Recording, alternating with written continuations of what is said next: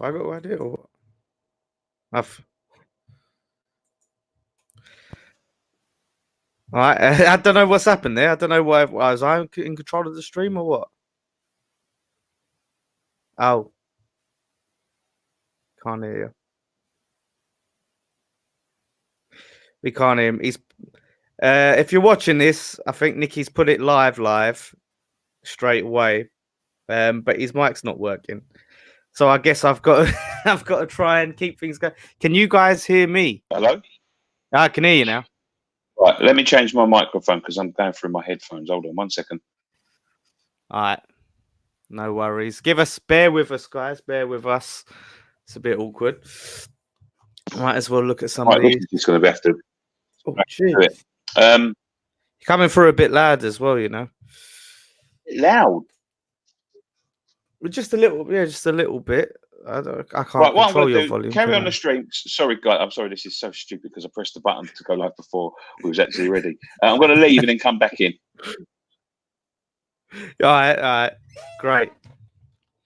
So I'm by myself. How's it going, guys? Good evening. Sorry about the antics. That's the thing with technology. You press one little button, something goes wrong. All of a sudden, you know, it's a disaster. So Nicky's going to come back in. We've got a lot to talk about. Obviously, some more transfer revelations have come out. The revelation that we're probably not going to do anything at all. So we got Leicester as well. David Moyes had a press conference. So yeah, we're going to get into a few topics. Let's see what I might read some of the comments. Here comes Nicky's back in. It's a bit laggy, is it? Right. He's back. Hello. Yes, there we go. Okay, brilliant. What's happening, everyone, ladies and gentlemen? Welcome to West Ham Fan TV Live and Uncut. I said we'll have one Tuesday, but Ryan is not in the vicinity, so he can't make it. So I've got my old podcast. Listen, the podcast gets pulled out today, which was a bit disappointing. So we're probably going to try and record that a bit later on in the week. We'll get it up as quickly as we can. But Daniel, how are you doing, son? Yeah, not too bad, mate. Nice little surprise coming on here. You know, like you said, we was hopefully doing a podcast as well. But that's just the thing, innit? When you're trying to get guests, we want to get interesting guests, and you've got other people's schedules to deal with. So, you know, it is what it is, I guess. You're right there. Look at Nicky thinking he's doing the intro. Says Alex Bicknell. No, probably out doing the intro, mate. I didn't see it. Yeah. So listen, lots gone on this week. Let's talk about the transfers. Well, that's the transfers done. Let's talk about the rest. Yeah. Someone said I'm a bit laggy. Am I coming through a bit? Yeah, I see what they're talking about. I'll put my mouth behind this in case it's out of sync so people can't tell. Right, yeah, no, you're saying the transfers. I was just mentioning that when you was off. It's looking like we're not going to sign any outfield players. No. It's come through today. David Moyes says he wants one. Wipe my camera. Okay. It's that bloody pixel. Yeah. He says he wants one or two. He's saying that maybe he's not going to get. He might get two, but he might not get none. I don't know what to think about this, Dan. To be quite honest, It's a shambles, mate. It's honestly an absolute shambles to go in when it's obvious we're lacking in this transfer window, and for them to not bring any reinforcements in. They're trying to go under this whole thing where they get the manager to say, "Oh, we're only going to bring people in if they're quality, if they can improve the first team, otherwise we won't bother." That sounds like what they're getting him to say. Yeah, to me, mate. If you ask me off the bat, he's being thrown under the bus. He's only been here for about 10 days, 11 days, something like that. And for me, no, he hasn't actually. He's been here for 3 weeks now, hasn't he? But for me, he's being thrown under the bus. He's been sent out there as a lackey to tell everyone that, you know, basically nothing's going to happen. For me, mate, it's disappointing in the fact that it's actually more than disappointing in the fact that, you know, they know that they've had these problems. They know they could see from back in September, October that we started to have these problems, that we haven't got enough in the tank. after selling all these players. They've had all of this time. They sold Chicharito before September. So they knew we only had one striker. They know that yet he hasn't quite worked out. They know we're lacking in midfield. They know that we are lacking in certain areas, and they refuse to do anything. Now, I was speaking to a friend of mine earlier, and this is starting to come down to incompetence now. For me, it's like can't run a football club. You know, I see an interview with Simon Jordan on TalkSport earlier on saying about how how he's had all sorts of run-ins with Golden Sullivan. Now, I don't really like Simon Jordan that much, but on things like this, he knows what he's talking about. Except when he said that the West Ham fans didn't like Edgar Magnuson, which well, he doesn't know that, but he's had all sorts of, and he said in his opinion that they don't know football very well. Now, they took over at Birmingham in 1993. Football is a completely different game since 1993, and they didn't know what they was doing then. They don't learn from their mistakes. You would have seen on my my personal Twitter, I posted certain things about when Birmingham went down in 2009. That's 10 years ago now. That they said, we've made all sorts of mistakes, blah blah blah blah, and all that sort of nonsense. You also seen a video that I posted on there of him saying that they would sell to the right people. Fast forward 10 years, and there was he's turning around and saying he wouldn't sell at all. Now, this is coming down to incompetence, I'm afraid. And, I'm going to... do you know what? I'm getting a bit sick of back talking about the ball, but, during transfer season and all that sort of stuff, that, you need to talk about them because it's their lack of doing anything that's going to end up costing us. Well, yeah, and the thing is as well, when you see clubs like Aston Villa spent a load of money in August, right? I think more than any other club, net spend of like 150 million, something mental. So they would be within their right, the board to say, look, we spent all of this money and it ain't worked out. We can't afford to do it again in January. But what have they done? They've gone and addressed the problems, and they've gone to continue to spend to try and get out of trouble. And we didn't spend anywhere near what they spent in the summer. And now we're penny pinching in January. And now all the excuses of, it's hard to buy players in January is coming out. It's a joke, mate. That's what I mean. I see Brady coming out with that old crap in a column, and they're all come out with it. So, but if other clubs can do it, if other clubs can make signings, why can't we? Again, like you said, well, this is it. I could swear that they sit there and must think we're stupid and we're going to just fall for the same old nonsense all the time. When they're sitting there, it's so difficult to do in January and all that. Well, everybody else seems to be able to do it. We haven't got a bottomless pit. Well, clubs in less fortunate positions than us seem to be able to address their problems without spending an absolute fortune. All of these sort of excuses that come out time after time and time again. And you know what? I could deal with failing. I could deal with failing in anything. But what I can't deal with is lack of trying and lack of effort. And not only just lack of effort, not lack of trying, but lying about trying. That really gets up my nose. What are they trying to do?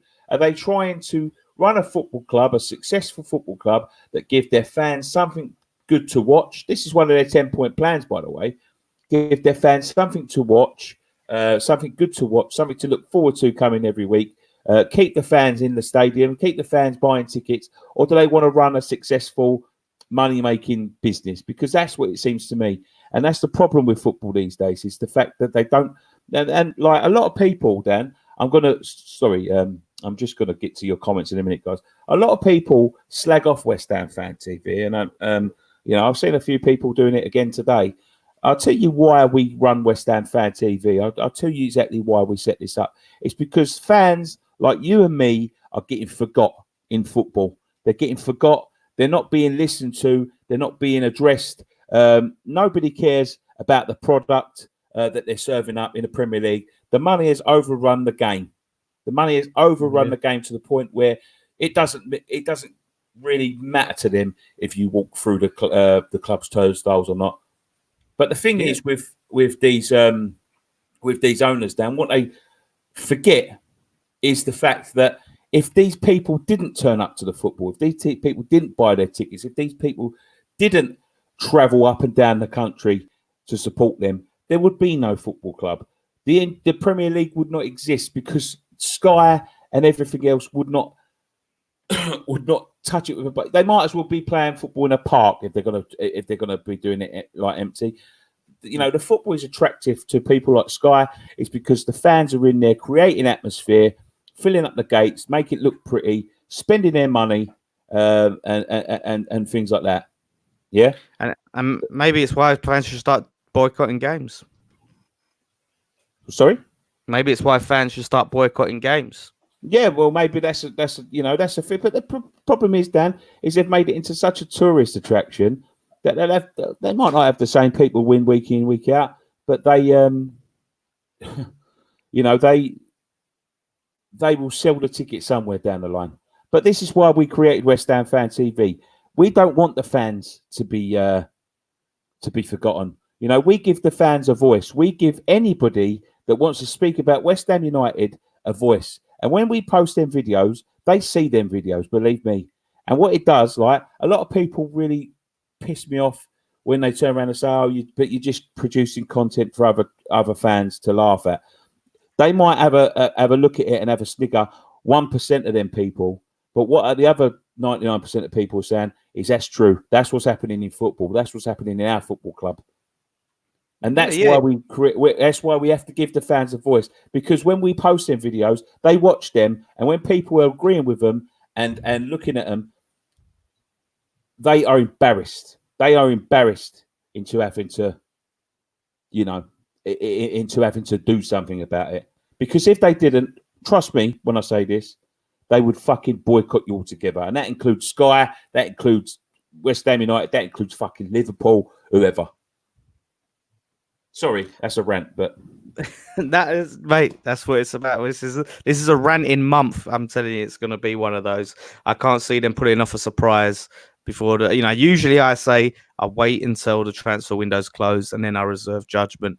But I'm not liking what I'm seeing, and you're right. It is this money making thing for them, as much as they're, like I said on post match pint, Sullivan said it's not a business to him, but his actions prove otherwise, mate, and it's disgusting. So maybe boycotts, walkouts. Obviously the Liverpool fans did the walkout on 77. Maybe it's stuff that we should do. But you look today, when you look at the media today, and this is why people like West Ham Fan TV must exist. You know, people like Arsenal Fan TV, West Ham Fan TV, and all of that, they get a bad rap. Right? But there was 3 people lined up on TalkSport earlier. They was talking about the protest. They was talking about this and that. They spoke to the Moose, who does not represent a West Ham fan, because why? West Ham fans are sitting in the stands, right? He's sitting up there having a fucking cheese sandwich and a fucking cup of tea while everything else is going on. He does not represent fans. He's got such a fucking blinded view of what football is that he can't represent fans. They spoke to Karen Brady, or had Karen Brady lined up on the phone. I didn't hear what she had to say, so I wouldn't do that. But they had Hammers United on the phone and refused to talk to them. That when the other day when they was talking, when the Moose done the interview with David Gold, they had Hammers United lined up and they had me lined up to talk on TalkSport. They didn't get to either of us, but they had enough time to get to fucking George the Pompey fan that wanted to fucking, we wanted to praise them up. That's not what football's about. And that is why we have to, and that's all football clubs have to have a channel like this, because you need to be heard.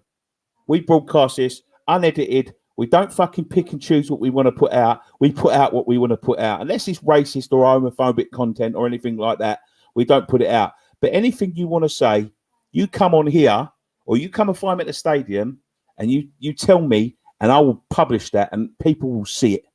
People will see it, because people like TalkSport and Sky Sports are not giving you your voice. They're not giving you your voice. Yeah, and we don't just publish the opinions that we agree with either. If someone was to come on and say they love the board, we'll put that out if you want to say. It's just about, it's all about all opinions. There's no agenda. We don't have an agenda apart from, like you said, publish what the fans' opinions are. You know, Okay, so yeah, getting some comments. Yeah. Let's get some comments. Bishy 613 Moose, what a joke he is. I agree, mate. He is a fucking joke. It's a disgrace. Someone that calls himself a journalist is a disgrace because he's pushing his own agenda. You know, he gets the freebies, he gets this and that. The man's a fucking walking clown. I can't see him as a West Ham fan. I can't see how he's a West Ham fan. I'm not saying he's not a West Ham fan or he hasn't grown up a West Ham fan. What I'm saying is now is he's got his head firmly so far up the ball's arse that he can't ask them the difficult questions. He can't ask them the questions that we could ask them on West Ham Fan TV and publish on our content because TalkSport and things wouldn't allow it.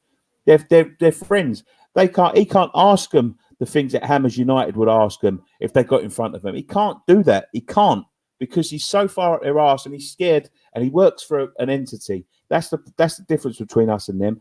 We don't work for anybody. We do this ourselves. We publish this ourselves. We self-publish it. You are the guys that make this channel. And I've said this a long time ago. You people are the people that make this channel because without you guys watching, contributing, giving your comments, giving your opinions, it wouldn't exist. TalkSport are not worried about giving you your opinion. They want to get you on to boost their viewers and give their other viewers a little bit of a laugh. We're not about that. What we are about is giving you an opinion that we will not censor. This is awkward. I'm on TalkSport at 12 o'clock. Yeah, go fuck yourself. So, I want to try and get that Moose on the show head to head. I want to go head to head with that Moose. Robert Bryant said all the media deliberately underestimating the number of people at the demo. West Ham Fan TV and Hammers Chat tell us once going on at ground level. I'll tell you what was going on. I was there. I was at the demo. It was there was well over 1,000 people there, probably closer to 1,500.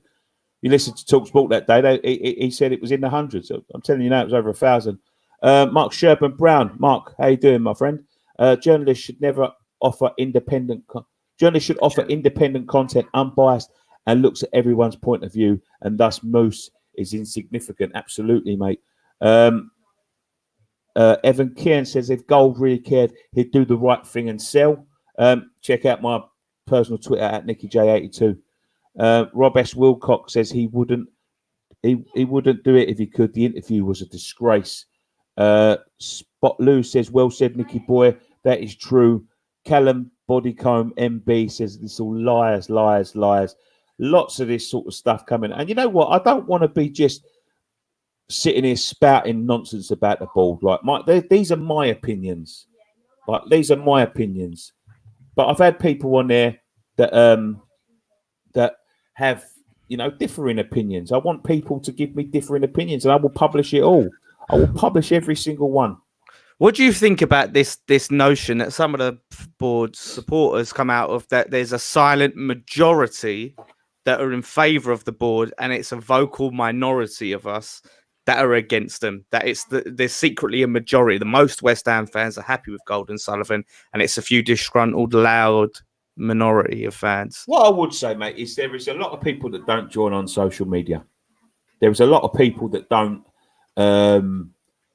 know a lot about these protest groups or groups that want the ball to. There's a lot of people like that do, right? And they'll turn around and say, oh, yeah, but it's like a silent majority that don't want them gone, that don't want this, that don't want that. There are a lot of people that go over there that, that don't care one way or the other. But within the true fan base, I would say a majority want them out because they can see and they've followed what they've done to the club over and over and over again. Now, if they turn around, if their argument is we can turn around and say, well, how can you tell what ones want them? Because then they're the ones that ain't on Twitter. Well, how do you know that they're there? Exactly. Are you polling this silent? They're silent, so you don't know whether they want them or not. And that's why I just don't buy that. Like I said, I think the fans that, obviously you get the fans that they like to go to the game and they sort of forget about it for the rest of it. But like the fans that are like hardcore West Ham fans have been going for years and are into that, probably are against the board because of all the things they've done. I mean, look how many fans have stopped going to the ground and things like that, giving up their season. I mean, I don't know where that, obviously Bubbles came out with that 20,000, they've lost 20,000 fans. I don't know where he got that figure from, but I mean, if that is true, that's staggering. Tabby Taffy says, speaking sense, lads, I see more players linked today. Any truth? We'll get to that in a minute, mate, I guess. S. Dangerfield, 81. I think we need to change our song from Blind Bubbles to Fleetwood Mac. Tell me lies. Tell me lies. Tell me sweet little lies. We should all sing that at the start of the game, the next game. Shouldn't we, yeah? It's Bebster. I miss Upton Park, don't we all? Josh Fawn says, seriously, though, if and when the board leave us, it's going to be any better without with other millionaires. Well, I think there's a balance, mate. I think there's a balance. I think some people get the balance right. We'll see. We'll have to see. Josh Wilkinson says, if the Icelandics were still in charge, where do you think we'd be today, lads? Well, I don't know. You know, had let's say the banking crash didn't happen, right? So financially they were still stable. I think we'd be in a much better place because I think they had the right intentions. I honestly think they had the right intentions for the club. They had a lot of money until they went bust. And I think they would have done right by us. I think, do you know what? I didn't hate Egg Madness or anything like that. Obviously, the financial crash was unfortunate, and they left us in a lot of shit by making some fucking very stupid decisions. But you can't deny that the ambition was there. They was trying to build something badly. Would they have sort of sought their mistakes and sought to rectify the mistakes? I think probably they would. I wouldn't say they wasn't going to go out and make money out of the football club. You know, I think it'd be a bit naive to say that any owner don't want to make fucking some sort of money out of the football club. But I believe that they would have given us a product worth going over and watching, to be quite honest with you. Scott Hammer says that the club is in one direction is really gutting for the club we've got. Brandon 9610. Hi Nicky and Dan, do you see the video on Twitter from a few years ago that David Gold did? You're gonna have to be more specific than that, mate. There's been a few of them. I'd say I've seen quite a few. So Dave Bromley, for me, living up North fan channels act as a raw connection to the club. People that talk with the same passion that I have, regardless of it, I agree or not. Please keep up the good work. Thank you very much. I really appreciate that. They only say some things to make themselves feel better, in my opinion. Lawrence Salmon says the board don't care about the football at all. All right, there's a question here. I'm going to get this question. Right, okay. Nicky, sir, when are we getting that video you are creating with all the lies? Can't wait to see it. I'll be honest with you, Mr. Forbes.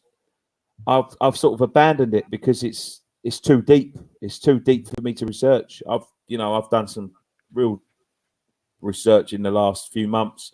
I just haven't got the time to do it. Maybe at the end of the season, I'll read. I tell you what. Why don't we do this, right? Why don't you do a tweet about it, right? Pin that tweet to your Twitter account and let everyone contribute. So if anyone has something that we might miss and go, well, here's a link, here's an article I did. You know, I can contribute. The other lads can. Any fans that want to contribute to that thread and make a thread on your Twitter, and that's your research list. Do you know what I mean? And maybe so you're not just doing it by yourself. I think people might be happy to get involved so we can see a video of it. We can all chip in.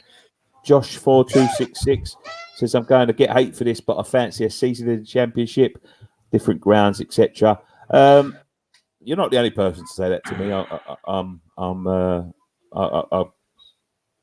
tell you that now, but I don't think we'll come up this time, if I'm honest. We'd be banging trouble. I think we'll have. I mean, it would gut the club. Obviously, we'd have to sell all of our players. Would be in that bloody ground in the Championship. Yeah, I don't fancy it. Astronaut T. This is a good question. Are you just asking too much too soon? Look at Spurs, Manchester United, and Arsenal.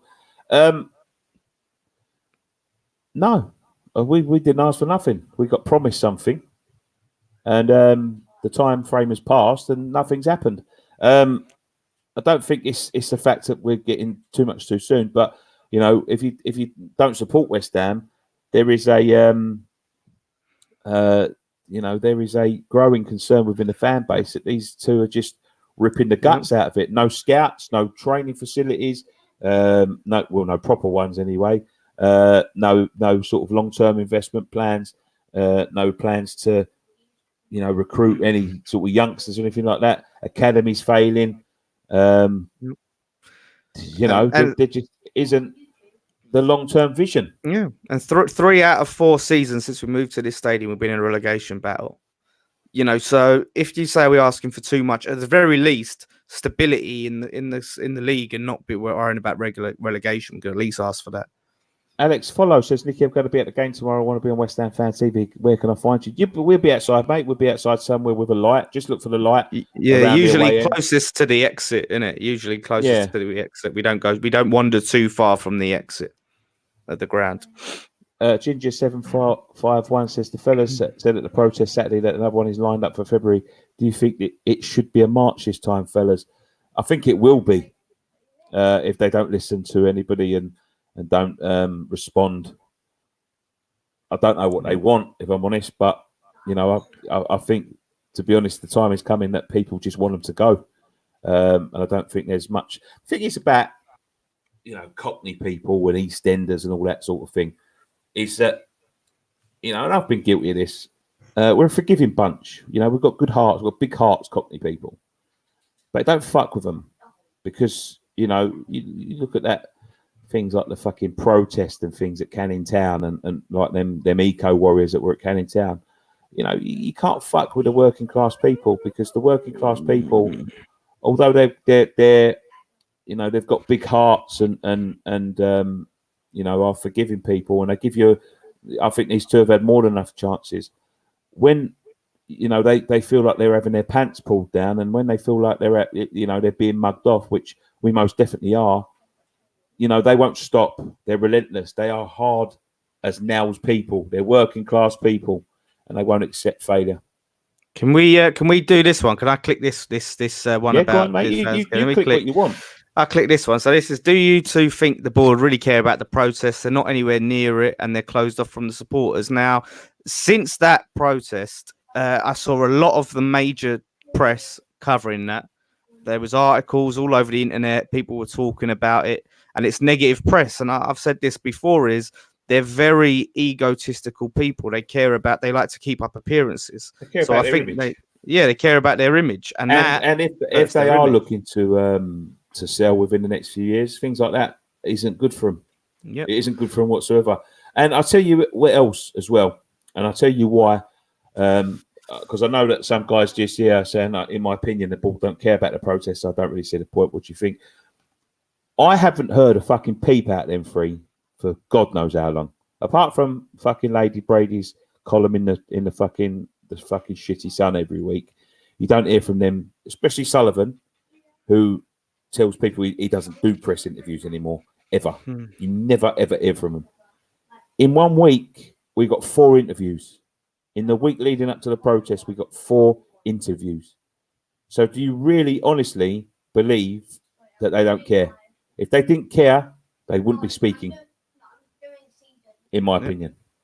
It's fair enough, and right. And someone said the press they undermined it. I can't find it now, but the press undermined it and lowballed the numbers. Not all of the articles. I think the Daily Mail was quite behind it, and so was the Telegraph. The ones that I saw that was quite didn't really undermine it. I think the problem is, I think with the football club is that they've got such an ego, like you said, and I honestly I think that David Sullivan, I think he's a bit of a control freak. I think they just think they can do it, and I don't even think most of the time there's malice in it. Malice, like I don't. They're snotty bastards. They want to get some more money out of it. But I truly believe that they feel that they're doing the best for the club, and that's dangerous. That's dangerous because that's it. It's even worse. Yeah, it's even worse because they think they're doing the right thing, and they will care. And that's the problem. If you think you're doing the right thing, and you can't see your mistakes and you can't see your shortcomings, then you'll be less inclined to rectify them. If that makes sense. Yeah. And that's a very, very frightening thing. If they can't, do I believe David Gold when he goes on TalkSport saying we're doing everything we can? Yeah, unfortunately I do. And that's scary because I believe that he believes that. Yeah, I believe that he believes that. Josh Flog says Sean Weston come out today and said we have only got one scout. He always said it's a possibility that we won't sign anyone. They've undermined Moyes already. Shows Moyes is a yes man. Agree? One scout. Yeah, I mean, it's looking that way, but maybe he's early in the job. I can't see him really challenging them. But one scout. It started it was 5. Now they're dropping like flies. We've got 1 left. Man, what are we supposed to do with 1 scout? What are we supposed to find? I know he likes to use his agents, his tried and trusted agents, but that is shocking. And there was advertising for volunteer scouts as well. I don't know what to do with this club anymore. I'm getting sick of it. Mark Smythe says, if only we had a leak or insider Twitter account, we could think of that. Maybe the chairman. I'm a bit confused about that, to be honest. Because that maybe, I didn't. So I think you have to rewrite that. I didn't quite get that, mate. As soon as one of the mainstream media publishes the list of full truths, it will snowball. Yeah, probably. The board of that tight, that they took the cut-offs from the carpet we got installed for their dining room. That can't be true. That can't be true. Seaside, I'd like to think that was true, but I don't think it will be. Great chat, lads. Nice thing. One thing that's not been mentioned, what must Rice be thinking about this lack of investment? He'd probably be thinking, get me the fuck out of here. That's what I'd be thinking if I was playing for the club. Yeah, I mean, a lot of the players probably thinking that. Did you guys watch The Legend of Netflix? Did you, Dan? The Legend, no, The Legend. You have to tell us a bit more about that. And there's a red balloon with 4 hearts.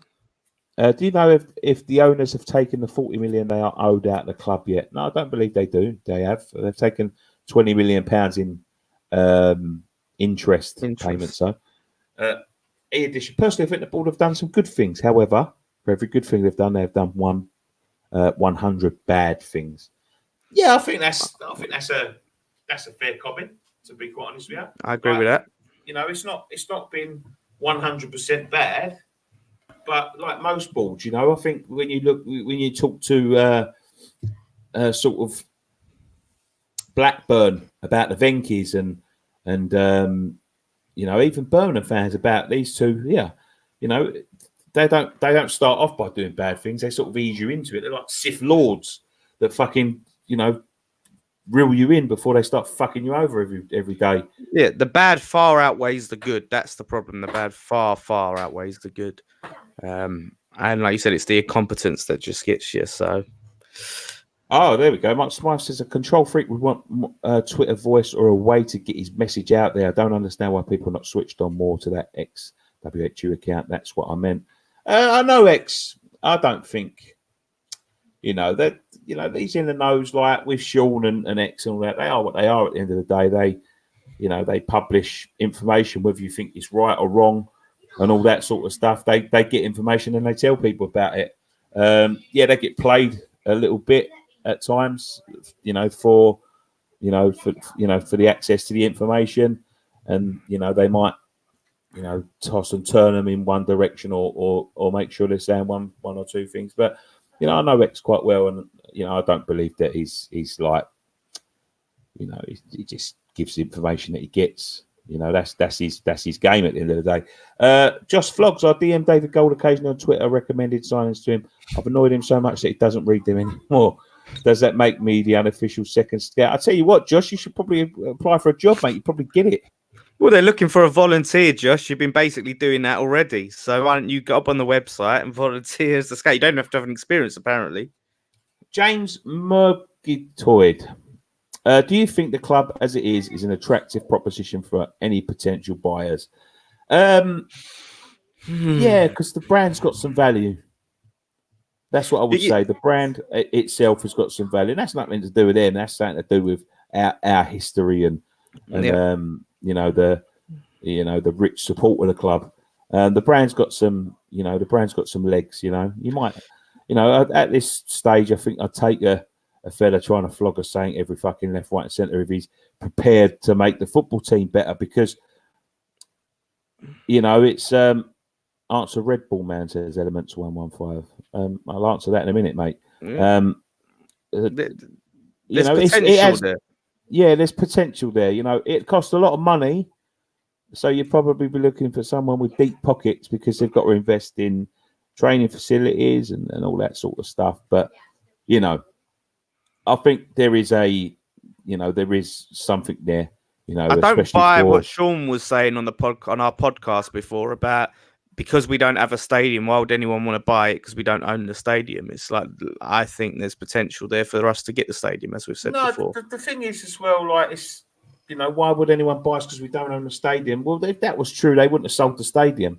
Like there's lots of clubs like Man City didn't own their stadium when Sheikh Mansour took over. I think that, like people look too much in. Oh, we haven't got assets and all this sort of stuff. We've got a very saleable brand, a saleable brand with millions of fans across the globe. We won't have millions of fans across the globe if these two keep doing what they're doing. Yeah. But we've not got to mention brand, over £100 million a week in TV money. We've got the TV money every season, and all that every TV week. money every season as well. As long as we stay up there, they've got die-hard loyal fans that would follow them to the ends of the earth.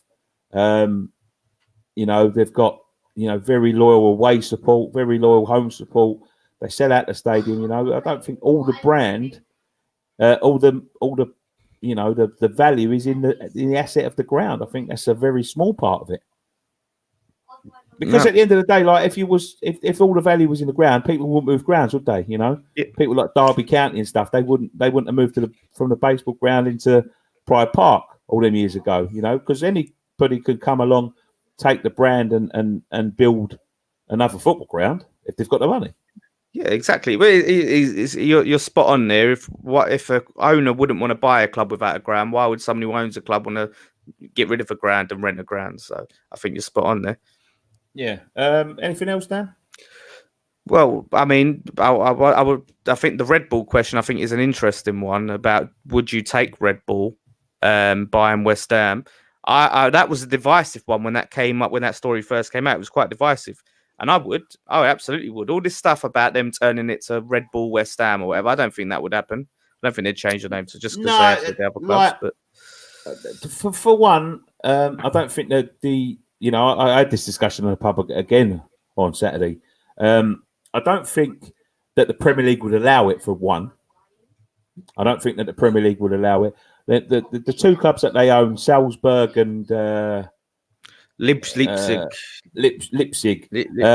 Sort of, there are different sort of rules and acceptances in Germany and countries like that. England is a very more traditional thing, and they know that they'd get backlash from fans. So if they was to take over, I don't think they'd ever change the West Ham United brand. I don't. They could really call the stadium. Yeah, they could name the stadium, although it ain't our stadium. But, they could still buy the naming rights, couldn't they? Yeah, they could sponsor our shirts and get more money into it that way. Get round to financial fair play. The same sort of like investment that they put into them clubs would be welcome. They invest for the future. They get young talent, and like teams like Timo Werner was playing for one of them, wasn't he?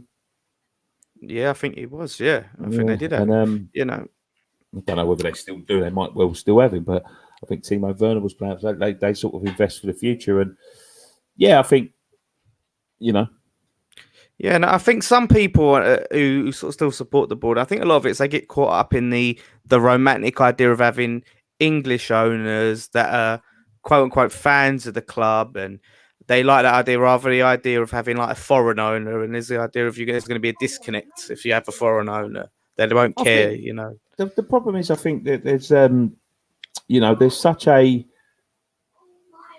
sort of conception about the English owners and all that, but I honestly don't think, apart from like one or two, I don't think there's an English owner that could actually do it like financially anymore. I think it's I think it's the game's so far gone past the people like Jack Walker and people like that. I don't think there is actually an English owner that could go out there without investment, that could like invest their own money and actually like compete with the likes of Chelsea or Man United or whoever, you know what I mean? But Richard Branson, maybe Virgin West Ham. Yeah, maybe. God knows, but maybe. Anything else, mate?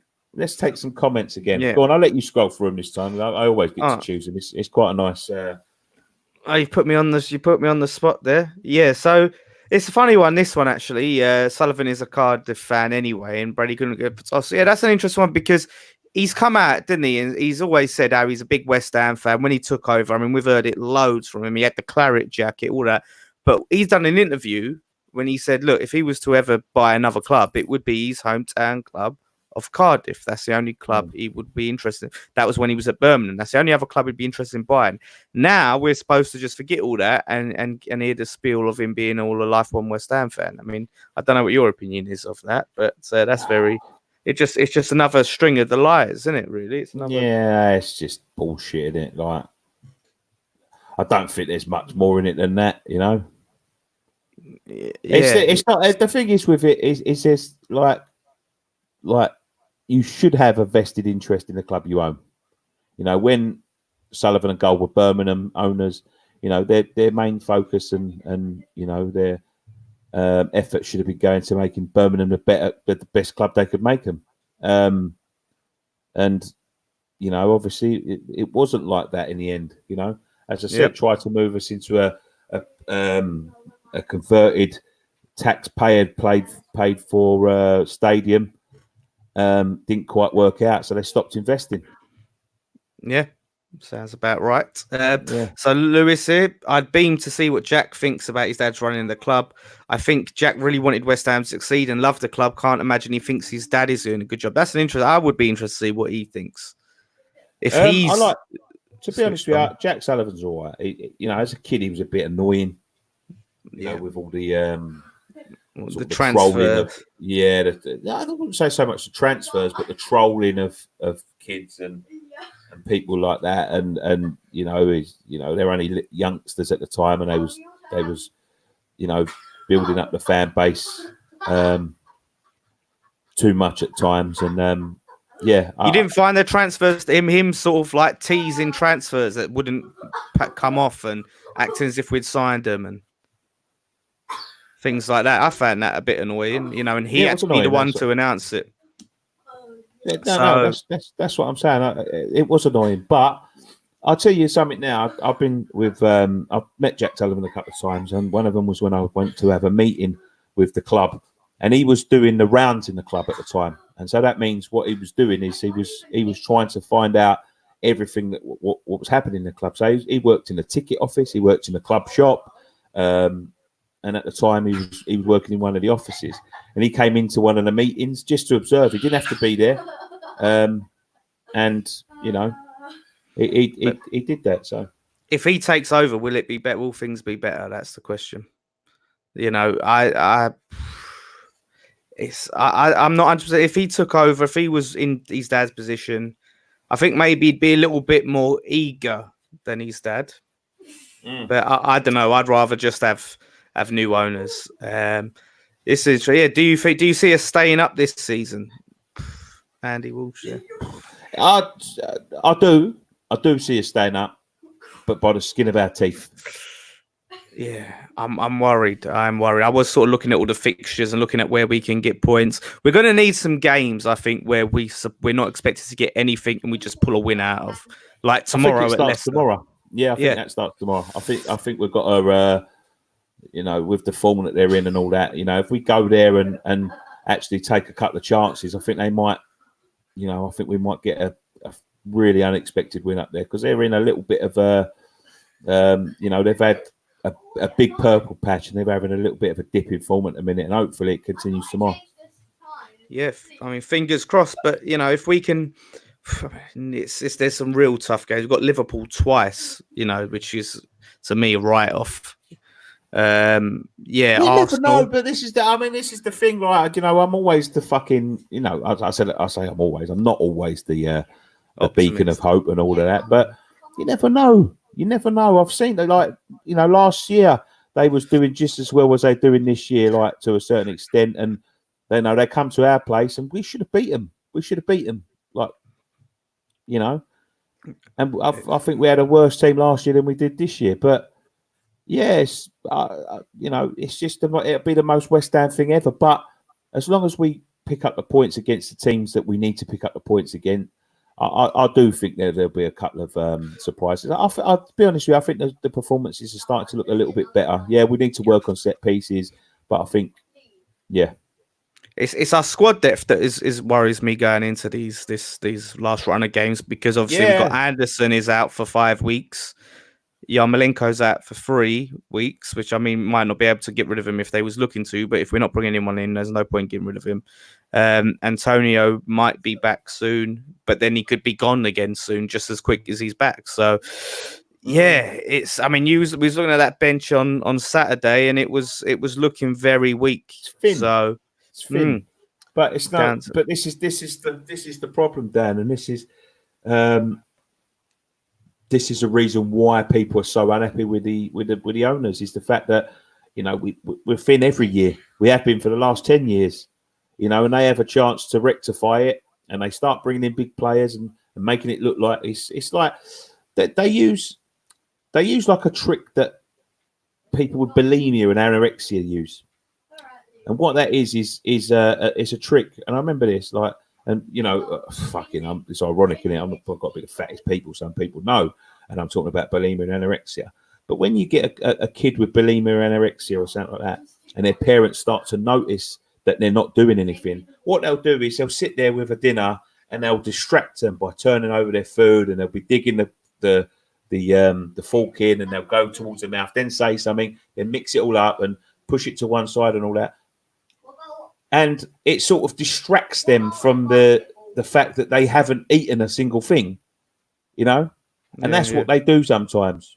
That's what they do, is that the fact that they sort of have a little shuffle around, and they'll bring in a £45 million player, and they'll sort of distract you with him while they're offloading other sort of crap. And, you know, they'll give it a little bit of a stir, give the pot a little bit of a stir, you know, one thing in, one thing out, one thing in, two things out, one thing in, one player in, three things out. And they do it like that, and it's you know, it's a tactic that they've used all along. You know, offsetting a £45 million striker and a £20 million midfielder in the summer, but then slashing £25 million off of your wage bill and not replacing them.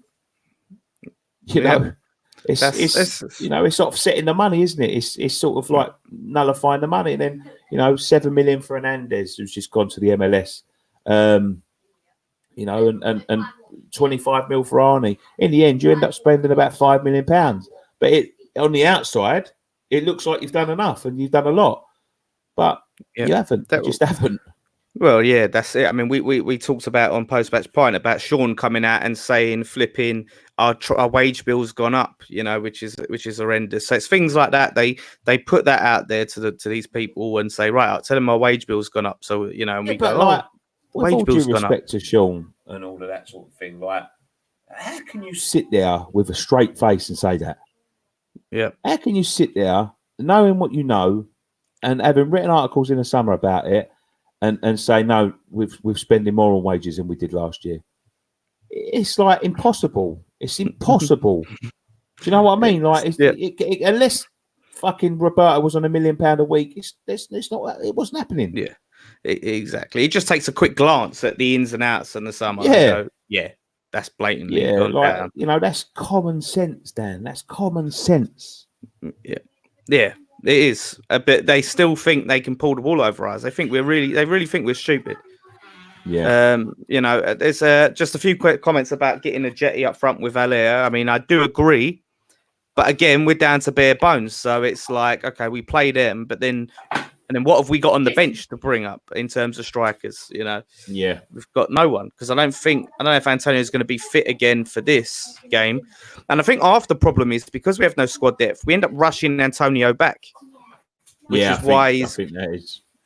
Yeah, he's gone as quick as he gets back. So it is a worry that obviously I think definitely play them two up front. It was something I would love to see, but then. It's just in terms of, if one of their legs go in terms of changing things, and like imagine one of them gets an injury, God forbid, where's some wood, such wood, then what do we do? I'm in two minds, but I think Xande Silva's still not in any shape to play, is he? Because he had a bad injury.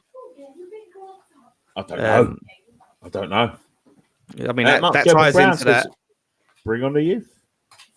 Yeah. What harm can be done at this particular moment in time? Not a lot. But Ben Johnson is another one who got injured. Who I would have loved to see this season, especially with all our problems at fullback position, because he can play left or right. I would have loved to see him, but I think he's coming back from an injury. But if he is fit, we've got to give that kid a go because he looks decent. Right, we need to start wrapping it up now. Somebody's asked me what's wrong with my eye. I don't know what's wrong with it. It's just swollen up all of a sudden. It looks like someone's giving me a clump in the night. I think I might have a bit of a scar, an infection in it or something. Conjunctivitis, maybe. Yeah, it really hurts. So really hurts. But we've got to start wrapping it up there. Go on, I'll let you do the outro. All right. Well, the dog's getting her dinner. Sorry. Yeah. All right. Well, thank you very much, everyone, for tuning into this live stream. It's been really good. It's been a good one, and unfortunately, it's not all been positive and happy things to talk about. But that's the way it is. When things are positive, we talk positive. When it's negative, we talk negative. So we reflect how it goes. Me and Nikki will be at Leicester tomorrow, right now. Oh, you know what? I might do this while I'm here. All right. We've got some new T-shirts coming for FA Cup weekend. I can't show you on my. I've got some concepts here, but I can't show you on my screen because I haven't got them on there. But I'll give you a little sneak peek of preview. But I'll have to just show you on my phone. Can you see that? Yeah, can see that. Obviously, the colours aren't going to come across, so bear in mind. But that's the design. Lovely. East, if you can see that, it says East London. East London. There's one more that I'll show you. This is just the badge, I think. It's going to go on the shirt. Yeah, 64, 75, 80. God, so it just makes you feel. There's going to be some new stuff coming in the weekend, I think. Okay, thank you very much for joining us on this edition of West Ham Fan TV. Dan said the intro, so there's one thing left to say, mate. The outro, sorry. Yeah, one thing left to say. Come on, you irons. Come on, you irons.